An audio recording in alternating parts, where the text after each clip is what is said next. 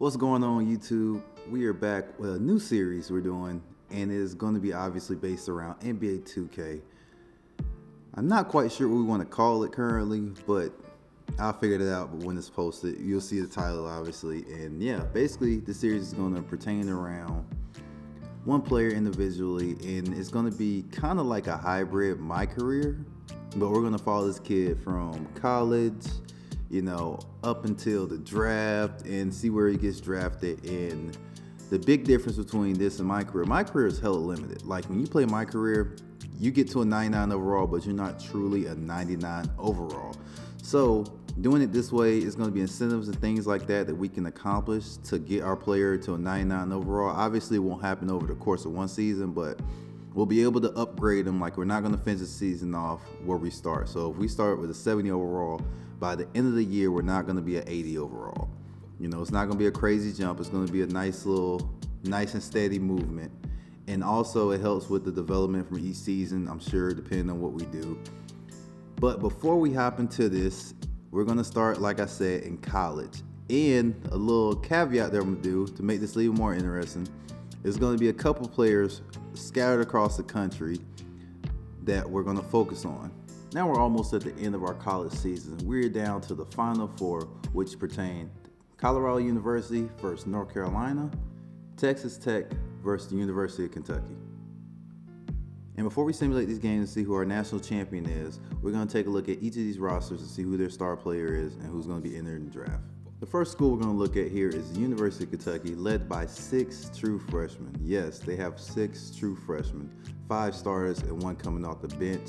Led them to a 25-4 record that helped them get to the Final Four of this college championship weekend. And at center, they have Ashley Maddox. He is projected to go top 10. He's one of their best players, if not the best player. The only player you could probably argue is a little better is their starting point guard, Albert Kane. He's a bigger guard, standing at 6'7". He's a very good distributor and also a very good defender. He's also entering the draft after this year, presumably one and done. Kentucky's infamous for having one and dones, and a lot of these guys are entering the draft. Freak athlete Rex Wesley. You throw it in the rafters, he's going to go get it. The lob catching machine, that is what he's known for. He's on the small side of the power forward position as far as weight. He's weighing in at 217, but he's plenty bouncy enough and plenty aggressive enough to go make plays when his team needs him to make plays. Roy Calgary, standing at 6'7", 234 pounds. This 2 guard is a lockdown defender that can guard 1 through 4 and maybe even 5, depending on how big the center is. He's stronger than the ox. He's a great defender inside and out, and that is his staple, and he's projected to go in the top 5 if he leaves college. Starting at small forward is Tom McNeil. He's one of those guys that do a little everything. He's known as the glue guy, one of the captains of the team. He's also a big clutch shot maker for him. He's hit a couple buzzer beaters this season for him, and he leads his team out on the court, hopefully to their national championship game, and hopefully they can win. And at 6 man, they have Ish Hawkins, who's another guy who can play 1 through 4, standing at 6'5", but 240 pounds. He primarily lines up at 2 guard, but with that size, he can guard anybody from 1 through 4, even sometimes 5, depending on how big that 5 is. He's a do-it-all for the team. He's a glue guy. Could have went anywhere in the country and probably started as a true freshman. Decided to come to Kentucky with his AAU buddies to get a national championship. Clyde Barnes from the University of Colorado.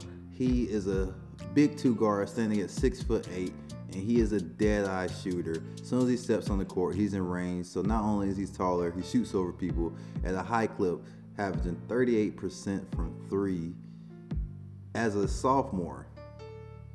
And he's in the Final Four going against North Carolina. And obviously, he wants to lead this team to a victory, which would be a lot harder on him because he's one of the guys who's by himself. He's done everything on this team. He's leading his team in rebounds, assists, and scoring, obviously. That helps his draft stock, but helping win the national championship might not be in his favor. But so far, he's been doing superb to get to the Final Four. Starting at point guard at Texas Tech University is Dusty Quinn. He's undersized, but what he lacks in height, he makes up for in pure strength at 212 pounds, standing at 6 feet tall. He is a pure passer and playmaker, and also is a great defender on that perimeter. And it helps that he has the best player in college basketball lined up with him. The number 1 player in college basketball right now, Ari Alvarez, standing at 7 feet tall. He is viewed as Kevin Durant 2.0. He can get a bucket from anywhere on the floor. He can take it to the cup, a mid-range assassin, as well as a great shooter from outside. He is inarguably the best player in college basketball and is considered to be maybe one of the biggest basketball prospects. Ari has all the ability in the world to just go pro or try out for the G League Ignite or go one of those routes. But listening to his mom, she wanted him to go to college for at least 1 year, and that's what he did. And he took his team to the Final Four in his 1 year, trying to be like Melo and win a national championship as a freshman, being the best player on the team. Starting at center for the University of North Carolina, we have Aiden Kabongo from the country of Congo. And he's a beast. He's a junior, and his draft stock is high as ever after making the Final Four with his partner in crime. And last but definitely not least, the most important player of this whole series, because this is a guy that we're going to be using, Peter Carson McCormick.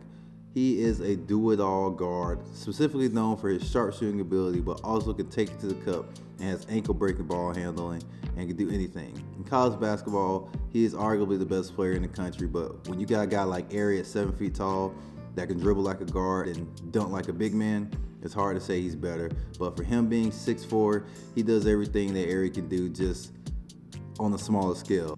But before we hop into these Final Four games, we're going to take a peek at the NBA and see where they have everyone projected, especially Peter, for the preseason before we simulate the rest of this and before we simulate the season of the NBA. Looking at these preseason projections of all the players, we're really just going to focus on two because they have three companies giving the mock draft. They have 2K, NBA.com, and the Sports News. That's some fake news site they have, so I'm not really going to focus on what they got to say. But we're mainly going to focus on 2K and NBA.com. And from what 2K is saying, the top 10 picks are Ari Alvarez heading to the Knicks. Number 2, Rory Calgary, the guard from Kentucky, heading to OKC. The Spurs picking back-to-back picks, having Peter and a guard, Reginald Livingston from England. If I had it my way, I would love to team up with Clyde and the Spurs with Wemby. That's a big three. That is a nice big three. To have those two guys to facilitate too would be crazy. But we'll see. We'll see what happens. And like I said, at number 4, they have a Reginald Livingston, an overseas guard, which he may be on one of those contracts where he might not even come right away. So that could be concerning for the Spurs, but I guess not my problem per se. At 5, Clyde Barnes is going to the Bulls. 8, we have Aiden Kabongo going to the Pacers. That'll be a nice little combo with him, Halliburton, and Miles Turner. Move Miles to the 4. Ashley Maddox also going to the Pacers. So they will have the two best centers in college basketball on the same team. So that means Miles Turner is out. So he'll clearly get shipped somewhere. Not sure where, but he obviously is going to get moved if they do end up taking the two big guys. Fonzo Kane going to the Bulls. That'll be a great guard for them. He's a facilitator first and also a good defender. He's basically a healthy Lonzo, so him going there will actually be really good for the Bulls and what they're trying to do. Rex Wesley is actually projected pretty low in this draft. I have him going to the Nuggets at 27, which he could potentially take that job from Aaron Gordon. They're essentially the same player. Obviously, Rex is younger at 18, but time will tell as the season progresses. And this is all before the Final Four is played, so we'll see how everything shapes out in the end. And Dusty Quinn is projected to go in the second round to the Pacers, which actually be a really scary team to have the Twin Towers and Quinn at point guard for that team. I mean, that'll be the modern day Lob City with those three. NBA.com has Peter Carson going to the OKC, which actually would be a bad fit for me, for the simple fact of they have Shai Gilgeous-Alexander as well as Giddey, and those are two really good guards that are young. That's a bad fit. I'm not trying to be James Harden, but once again, it's still early. We shall see what happens. And jumping in the last 15 seconds of North Carolina versus Colorado, North Carolina wins a nail-biter, extending their undefeated streak, leading them to the national championship appearance. Clyde Barnes did everything he could for his team not to lose this game, but unfortunately for him, it was not enough. Had 36 points, 2 rebounds, 2 assists, shot 13 of 30 from the floor, 7 for 19 from 3. He was putting the ball up a lot. He got a little help from his small forward, Bruce Hart, who was making some big shots, 8 for 11, 4 for 5 for 3. But when you're the best player on a team that's really not that good, it's only so much you can do. And taking this team to the Final Four, I think that's asking more than enough from him. Peter Carson McCormick was 25, 5, and 7, 10 of 23 from the floor, and 4 for 17 from 3. He didn't play that well. Let's call it what it was. He did not play that well for this being the game of such high magnitude. He obviously can't play like this in a national championship if he expects to win one. He made some big shots towards the end. As you can see him grabbing rebounds and making big time putbacks. Ada Kabongo had 25, 20, and 1, 12 for 21. He was the most efficient player by far, as well as Brent George had 8 for 13. It was an ugly win, but it was a win nonetheless, and now this team gets to prepare for a national championship game. Texas Tech won in a dominating fashion, 135 to 107 against the University of Kentucky. Ari Alvarez had 34, 6, and 6 on a super efficient 10 for 18. And Quinn didn't play too hot. He shot well from 3 though, but he had 15, 4, and 8. But obviously having Ari's performance helped them get to where he needed to go, and they are playing in the national championship against North Carolina. Taking a peek at the Wildcats, Kane was 22, 7, and 5, shot 9 for 15 from the floor, 2 for 2 from 3. McNeil had 19 points, 3 assists, shot 8 for 16 for the floor. Maddox had 8, 6, and 6 with 7 to 9 from the floor. Rex was 12, 4, and 5, 6 for 9. And Rory was 10, 7, and 6, 5 for 9. Their star players played good.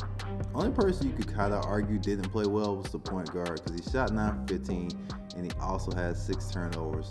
But Maddox had 4 turnovers, which is a lot for a big man, and Rex also had 3 turnovers. So, I mean, clearly the turnover battle is the reason they lost this game, but it just got out of hand for them, and we are going to see the Texas Tech Red Raiders in their first national championship appearance against the University of North Carolina. And jumping in this game with a minute left, I think it's safe to say the University of North Carolina are national champions. They're up 119 to 103 against the Red Raiders. Ari is making tough shots to try to bring his team back, but it's just not enough time.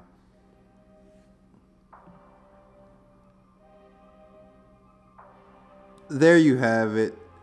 It is officially done. The University of North Carolina brings home another national championship. Take a look at the final stats for the game. Ari Alvarez had 25, 3, and 7, shooting 11 for 19 from the floor, 2 of 5 from 3. I mean, he had a pretty solid game. He didn't shoot the best from 3, but he still had a solid game, making plays left and right for his team. Dusty Quinn once again was not that impressive. 13, 3, and 7, 5 for 12 from the floor. Almost had a double-double, but 3 turnovers, and he didn't shoot that good. He had role players, Evan Harrington stepping up for the team, as well as George Brooks shooting 7 for 10 and 6 for 12 respectively. That's just not going to help you win a game. When you got a guy playing 25 minutes and just doing that. Now, we take a look at our national championship Tar Heels. Peter Carson McCormick was 37, 12, and 5 with 4 blocks. He refused to lose this game. 15 to 23 from the floor, 5 of 7 from 3. Brent George, the starting power forward, shot 2 for 4 from 3, 6 for 14 from the floor. And the main man on the team played 42 minutes.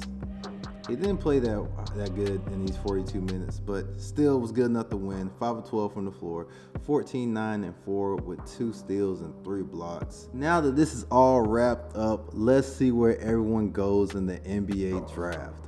We're officially at the end of the season, and let's take a look at some of these award winners. Nikola Jokic won MVP with 26, 13, and 10 assists. 2 steals, 1 block, 56 from the floor, 85 from the free throw, and 42% from 3. That's just a crazy season. A center averaging triple-double is nuts. I think Trae Young averaged the most points with like 32 and 10. I think he had 32 and 10 or 32 and 11, but I mean, clearly the MVP went to the right guy. Rookie of the year obviously went to Victor Wembanyama, averaging 16, 9, and 2, and 2 blocks. Hopefully my future teammate, but we shall see. He did good. He had a great year for a guy who's the highest overall rated rookie, I think, in 2K history. I kind of expect better stats, but I'm not sure how his stats are spreaded. 38% from the floor, which is a very good, and 25% from 3 isn't good either, but he obviously has a lot of room to grow.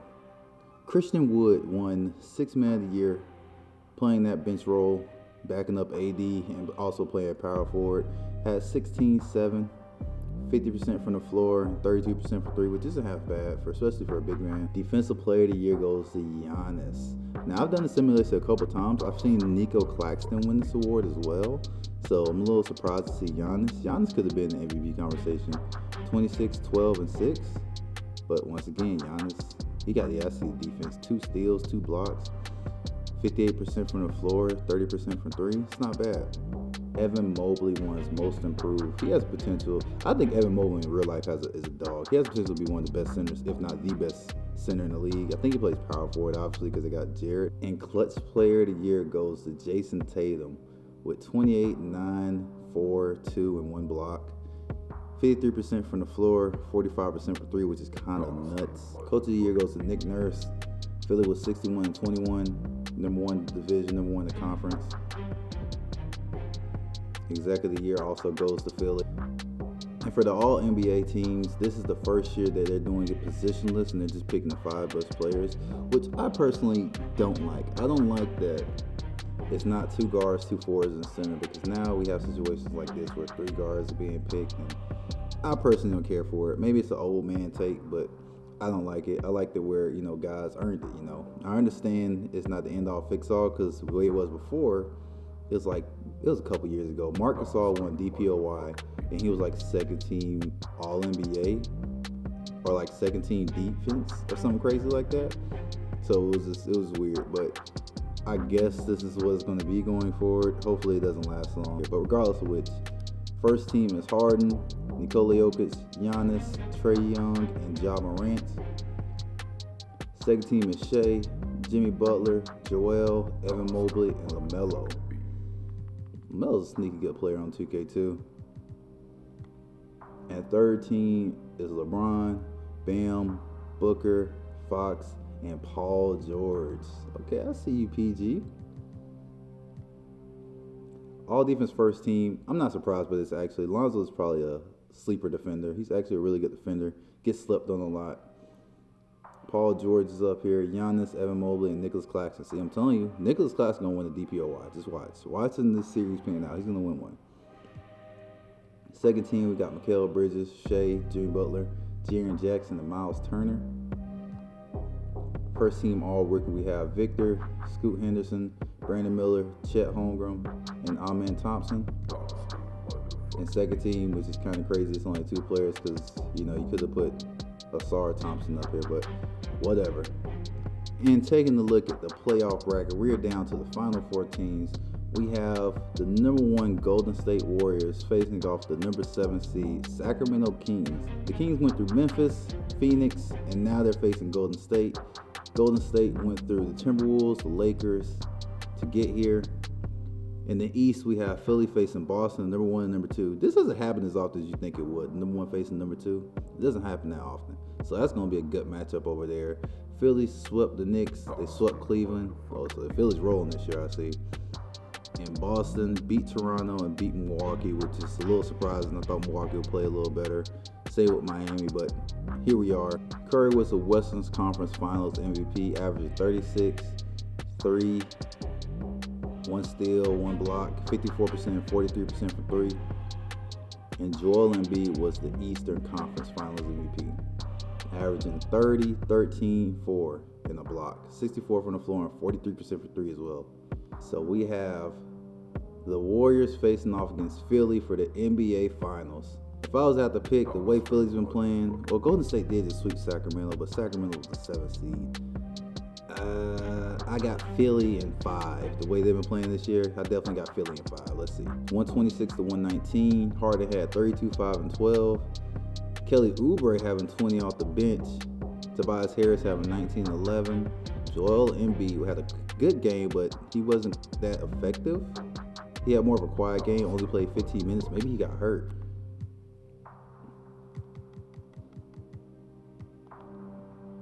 Was he in foul trouble? Oh, he was in foul trouble. So Joel Embiid was in foul trouble this whole game. He only played 15 minutes and he fouled out of this game. In those 15 minutes, he was super effective. 15 to 7, 5 for 9, 1 for 1 for 3, made all his free throws. But you can't have your star player fouling out if you want to win these games. Steph had 46, 15 to 17 from the free throw, 5 of 12, 13 of 23 from the floor and the 3 respectively. He wasn't super efficient, but 46 is 46. Klay Thompson had 21, 6 for 18 and 5 of 9 from the field and the 3 respectively. CP3 had 16 off the bench.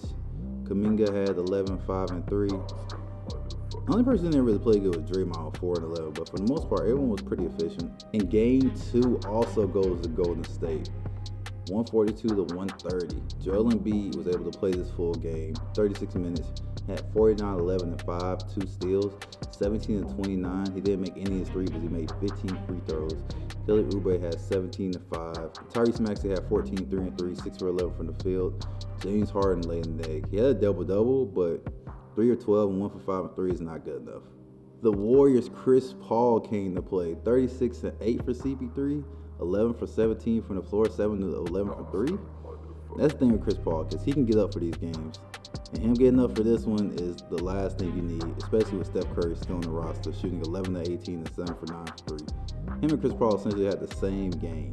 They both had 8 assists, they both had 32 plus points, and they shot damn near the same from the floor. Kuminga had 27, 4 and 4, 11 to 14. Klay had 18, 7 to 16. Wiggins had 13. Draymond Green with another clunker, 10, 5 and 4. More efficient though. He didn't shoot the ball as much, so I think that helped the team win. And now this game is just getting out of hand. Golden State takes a 3-0 lead, 155 to 124 in game 3. Harden had 32, 4 and 11. Kelly Oubre is balling. Kelly Oubre is showing that he is a legit player. He's been second in scoring basically every game, no matter who was the leading scorer. 28, 6 and 2, 9 for 18 from the floor. Embiid once again was in foul trouble, 18, 10 and 3, 5 for 15 from the floor and 1 for 4. Not a good game for him. For the Warriors, Wiggins had 38, 4 and 3 steals, 11 for 13, 8 from 10 for 3, which is just nuts. Huge game for him. Curry had 36, 9 and 6, 10 for 19, didn't shoot great from 3. Kuminga had 27, 5 and 3, 12 of 23 from the floor. Klay Thompson had 25, 8 of 14, 4 for 8. And Chris Paul came back to earth with 7 and 14, 1 for 9 from the floor, 1 for 6. That's awful. And Philly finally putting up a fight, showing a little backbone, wins game 4 and avoids getting the sweep. 125 to 121. Curry had 35, 7 and 10. Klay had 19, Wiggins had 19, Kuminga had 19, Draymond Green had 14, 11 and 6. Probably his best game thus far. And CP3 once again 2 for 7, 0 for 3, 7 and 7, not very good. Joel Embiid had 35 and 16 and 5. Harden had 29 and 10. Tobias Harris had 19 and 3. Kelly Oubre had 17. This is the first time all series he wasn't the second leading scorer for his team. Golden State is starting to struggle. Philly just took game 5, making it 3-2. All they got to do is win one more, and they're about to smoke this and force a game 7. They cannot be that team that lost 3-1 and a 3-0 in the finals. That's just embarrassing. Embiid once again had a pretty solid game, 33 and 9. Maxey had 24 and 4. James Harden had 17, 8 and 9. And Kelly Oubre had 15 and 9. For the Warriors, Klay Thompson had 28, Wiggins had 22, Curry had 28 and 5. Chris Paul had 16, 2 and 7, but it wasn't super efficient. 1 for 10 for 3 is pitiful. Kuminga had 14 and 2. And there you have it. Golden State finally ends the series in 6. Finals MVP is no one other than Steph Curry, who's been going bananas all series long. 36, 6, 6, 1 steal, no blocks, 52 from the floor and 43% from 3. Another thing too, when I call out these stats, I round up. So when I say 36, 35.8, that's 36 to me. So yeah, 36, 6, and 6. And one thing I want to do to all the champions who win in this series, I want to give them all a +1 overall. So that's going to be another factor to consider. So since Golden State just won, everyone on the roster gets a +1.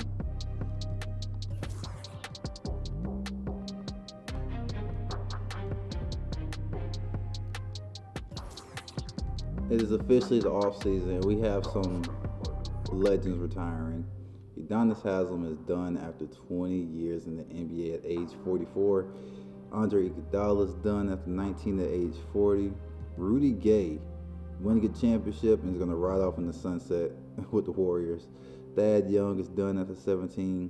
Robin Lopez is also done. Kevin Love is retiring. JaVale McGee retires. Jeff Green retires. Patrick Mills retires. Patty Mills. I was wondering who the hell Patrick Mills was for a second. Patty Mills is retiring. Taj Gibson's retiring. George Hill is done. Danilo Gallinari is done. James Johnson is retiring. PJ Tucker's retiring. And Patrick Beverley is retiring. After that, I don't think anyone else really matters. But yeah, these are all some of these guys we've seen for a long time play basketball and see them done. I mean, they have some good careers. I don't think none of these guys is good enough to have their jersey retired or go into the Hall of Fame, but oh man. So that means CP3 and Bron are coming back for another season. Hall of Fame inductees, yeah, like I said, all those guys were great role players and, did what they did, but I'm not surprised to see no one going to the Hall of Fame here. Now we're at the league meetings and we have a couple rule changes. Salary cap is increased by $15 million. So that's going to give a lot of teams cap relief. And it's also going to be interesting to see what they do with that extra little money. Maybe maneuver some new contracts, get more players that they probably couldn't have got before. Draft lottery. All draft picks are done via random weighted draw. This was rejected. Change the number of fouls required before a player fouls out to 5. It was rejected heavily.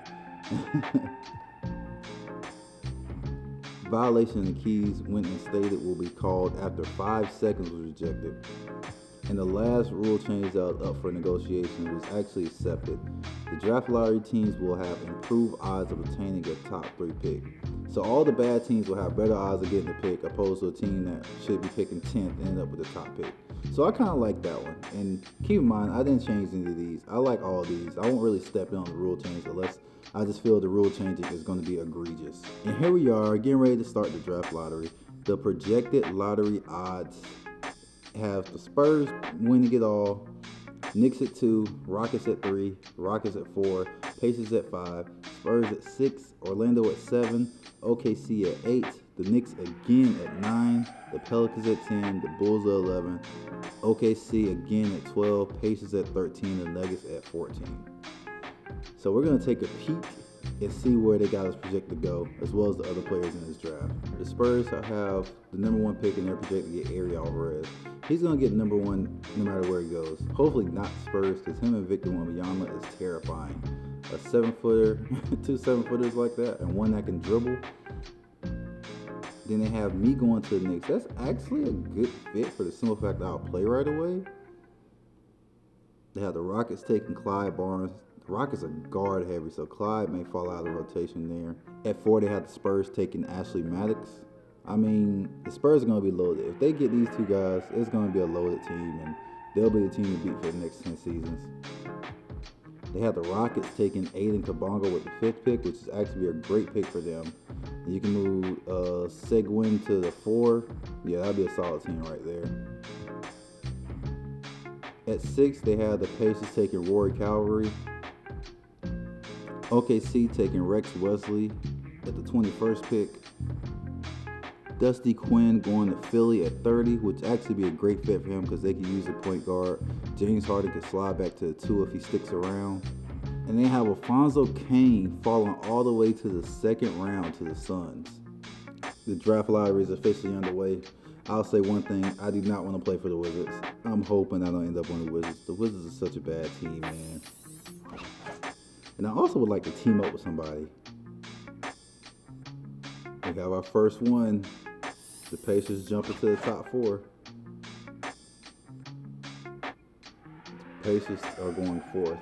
Okay, I need the Wizards to be like 3rd. The Wizards to be 3rd. That's fine if they're 3rd.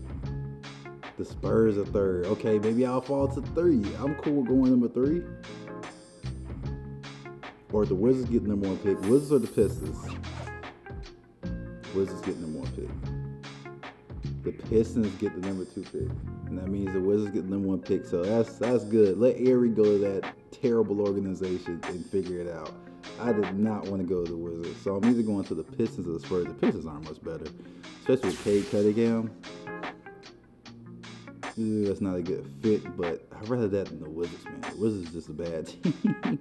It looks like me and Ari didn't go to the Combine. Officially time. The NBA draft is upon us. We already know who's going number 1. Hopefully I go number 3. That'll be the best pick for me. I did not want to be in Detroit. Let's start the NBA draft. And like I said, Ari Alvarez goes number 1. That was kind of a no-brainer. Detroit, don't draft me. They take Clyde. That's actually a great fit for them. So I'm a Spur. Peter's a Spur. Peter's a Spur. It's official. I'm hype officially. Peter is officially a Spur. Uh-oh, we have a trade. Somebody traded up. Imagine I would have just got traded just then. I would have been sick. So the Jazz are on the clock right now. And they take Ashley Maddox. That's actually kind of surprising. Aiden Kabongo goes to the Hornets with LaMelo. Jack Bowman. He's super bouncy. All right, so OKC takes the 2 guys with the highest vertical in the draft, so that's a little surprising.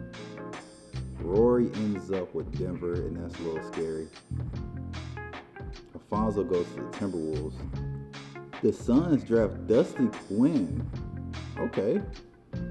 Free agency is officially open. I'm debating should I go after anybody. Who should I try to bring to the Spurs? Bring Kawhi back? Nah. I feel like with these guys being a little older, they're going to regress immediately. Honestly, all the players that's worth going after are restricted free agents. I think I may go after Drummond. Drummond is a 4. Ooh. Jalen Duran is a free agent.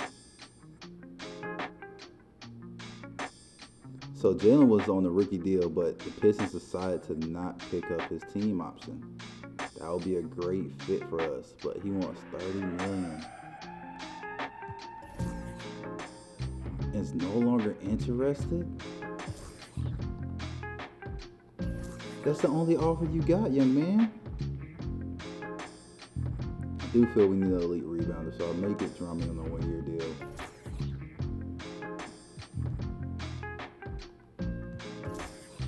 Yeah, we're going to offer Drummond a 1-year deal. And now we're at the player progression screen. Victor has jumped to an 88 in his second year. Devin Vassell went up 1. Jeremy Sachin, I'm not sure if that's how you say it. My bad if it's wrong. Went up +3. Trae Young went up +1. Keldon Johnson actually regressed 1. It's kind of disappointing. He's only 24 years old. Malachi Braham went up 3. Drummond went up 1. Charles Bassey went up 1. Blake Wesley went up 2. And that's it, really. Had a couple young guys go up, but that's it. All right, my first summer league game. I wasn't starting. A little disappointed with that, but whatever. Third pick in the draft, and I'm not starting in the summer league? Make it make sense. I got this board, though. I guess not. Uh-oh. And the number going to change, too, in the regular season start. Ooh. Ooh. Oh, yeah, that's a bucket. That's cash. Oh.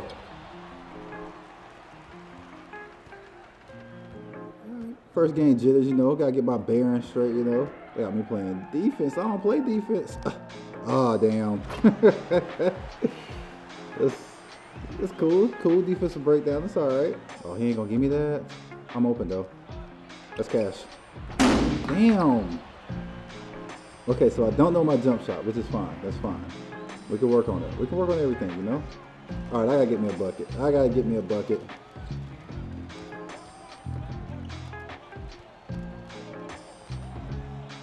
That's a bucket. Come on. Come on. I can't buy a bucket. Damn. Can't shoot. I'm not worried about it. Get the ball. Told you. Push the break. That's cash. Hey. All I need is one to go in. You feel me? I just need one to drop, you know. They ain't trying to pass me the ball. I'm open. I was open. Ooh. Call me Curry. Call me Curry. I know I'm not shooting well, but they need to give me the ball. Oh boy, don't leave me open. Don't leave me open. If I can do anything on this court, that's shoot. Come on, you're a little boy. You're a little boy. Oh man, oh man. Hit me again. Damn. Oh, it don't matter! I got a strap on me. What's up, what's up, what's up, what's up? That boy fast. Damn. He's fast. Okay, cool. I bet you I can get a bucket in 5 seconds.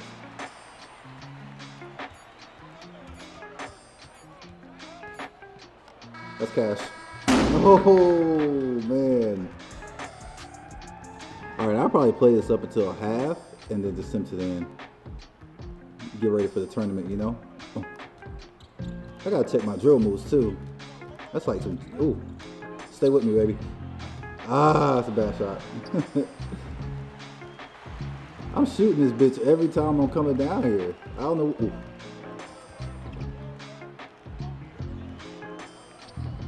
Let me get that back. Oh, I'm open. That's cash. I don't know the release.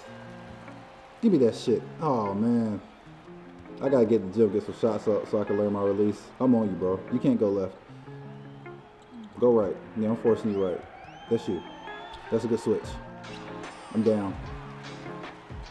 That's cash. That's cash, boy. If I don't make anything, I'll make a pull-up.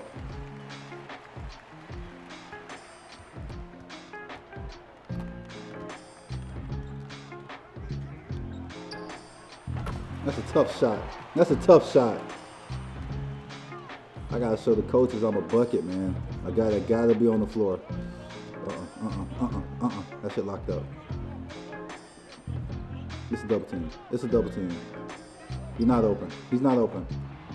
Throw it out. Throw it out. I'm open. That's cash. If I can't do anything, I can shoot. I just gotta learn my release, man. Board. I said I got the board. Watch this dom right here. What's this dom right here? Oh, he smoked it. That's cash. Oh no, slightly early. Yeah, get that shit up. Hey! Oh no, I sold it. I didn't think I could dunk, to be honest. Damn. Was not expecting to be able to dunk. Oh, that's off. I'm ready for it now. Hey! I was ready for it that time.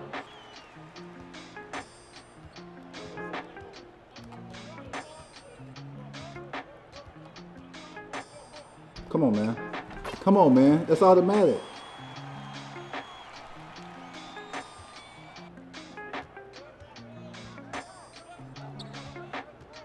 Oh, no. That's a bucket. He's ass. I'll shoot from anywhere. Damn.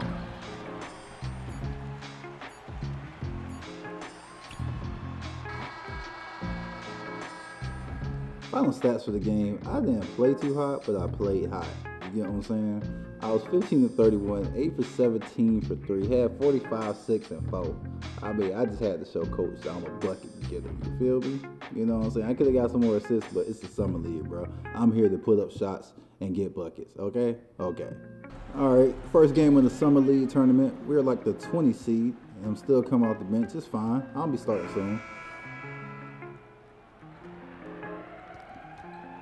Throw a lob? Oh my gosh, I'm there every time. Floater.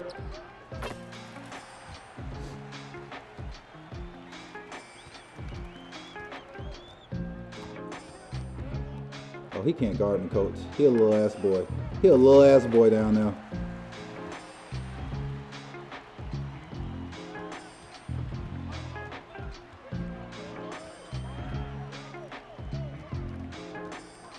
Oh, that was a good move. Damn, right back at me, huh? Okay, that's cool. We can do that. We can do that. Trust me, we can play a tick for tack game. I'm the one to play it. I'm the one to play it. Oh, damn. Get the ball back. Yeah, I thought so. Give me that.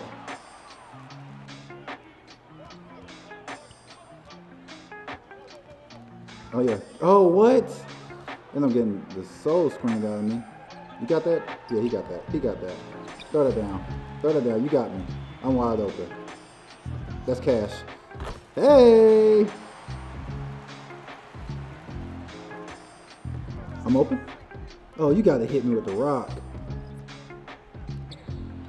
That's a bucket. Hey, I'm finishing. I'm open though. Can I get one, big fella? Can I get one? Can I get one?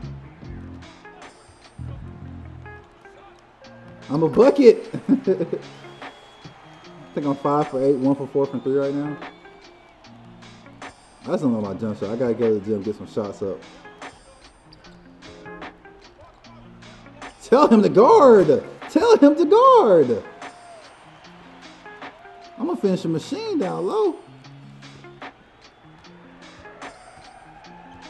I'm fast as hell and I still feel slow in this build. No way. I got sat the whole fourth quarter and we lost. I'm the leading scorer and I got sat the whole fourth quarter. I think we out the tournament now. Well, there goes our summer league season. Next season, the All-Star game will be held in Los Angeles, California. All right, it says we have 15. We only can bring 15 players to the regular season. We have 16 currently. You would need to cut some players down or waive them. So I'm going to trade some people. All right, so going through the process of trying to make some trades for players to come to San Antonio. I could trade Peter to Washington, and I could team up with Ari. Me and Ari, we get a big man there too. We'll turn Washington's sorry organization around. That's a fact.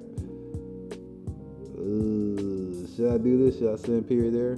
Now I will say, obviously, we'll have a number of trades we can do throughout the season. But if I trade Peter himself, then that's it. We can't really trade for nobody. We can try to go after people in free agency, but we cannot make trades throughout the season. That'll be the trade-off, because, I mean, how cheesy is it if I trade myself to Golden State and then start trading players there? You know, got to have some type of self-control. So, not sure if I want to do this. We'll lose a small forward. 2 small forwards that's young and actually really good. But that'll be a great fit, man. That would be a great fit. The Celtics would be lovely, too, with JT, Brown and Tatum law firm, you know. Charlotte wouldn't be bad. I team up with Aiden again, but I'll have to slide over to the 2. Dallas actually will be a bad fit. Too many guards there. Luka, Kyrie, and who signed there? Oh, Fox got traded there in the draft. So, you know. Phoenix will be hella cheesy. They're offering Peter for Dusty.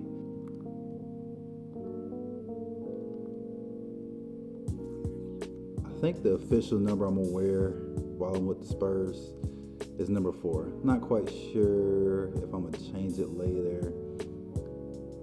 I could have took somebody else's number, but I'm like, I'm gonna be a team player, you know. I ain't gonna debo nobody. Number 2 is available, and number 2 actually looks good, but I don't like the whole Kawhi used to wear it, and then that's yeah.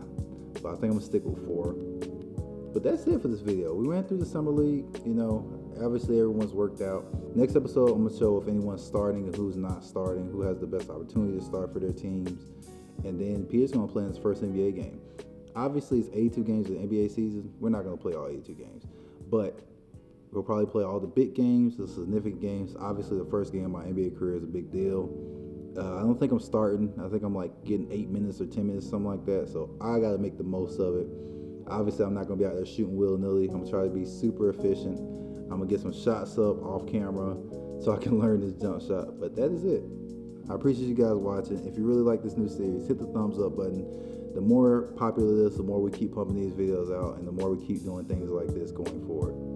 But that's it. I'm Jay Steve. Peace.